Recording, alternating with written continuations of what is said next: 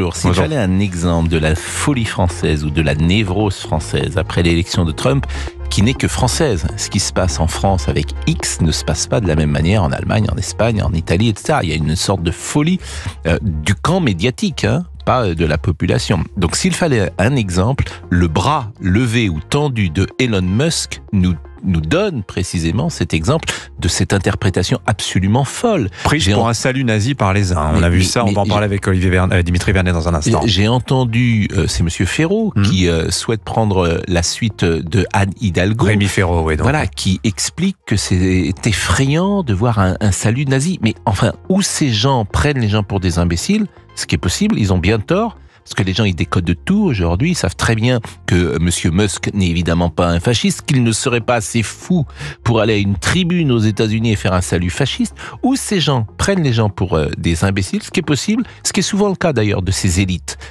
C'est très intéressant d'ailleurs le rapport qu'elles ont avec X. Elles disent que les gens qui lisent X seraient influencés, contrairement à eux, sans doute l'élite, les intellectuels, qui savent faire le tri, mais que le vulgum pecus est trop bête pour faire le tri de ce qu'il lit.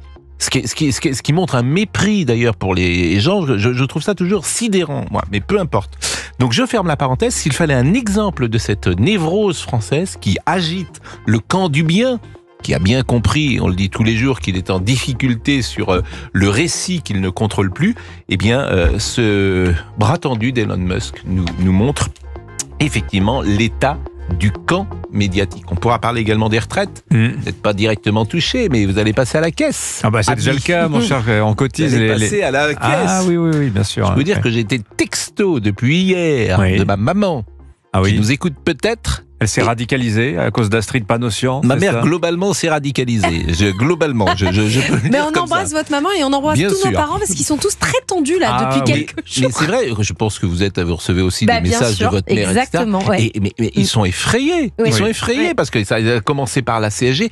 D'ailleurs, vous avez entendu Eugénie Bastier il y a quelques minutes quand même. Elle avait 2-3 arguments à faire valoir. Oui, mais Eugénie Bastier n'aime pas les vieux. Non, ça, j'ai cette conversation avec elle sur le plateau de CNews depuis des mois. Mais c'est faux. Elle a décidé. Mais comment pouvez-vous dire ça?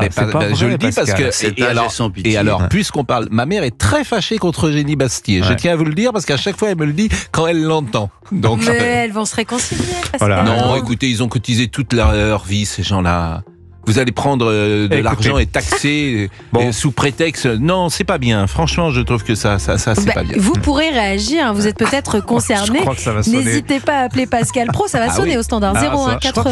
Je vous demande si je vais pas faire témoigner ma mère. J'en suis là. Eh ben, appelez Madame Pro, vous êtes la bienvenue. On l'embrasse en tout cas. Il y a un événement aujourd'hui dont vous n'avez pas parlé. C'est l'anniversaire de Monsieur Olivier, c'est ça? Tiens, lui va cotiser toute sa vie. Tiens, écoutez, on va faire un petit chèque à votre maman en ce jour particulier. Tiens, voilà une bonne idée pour les réconcilier.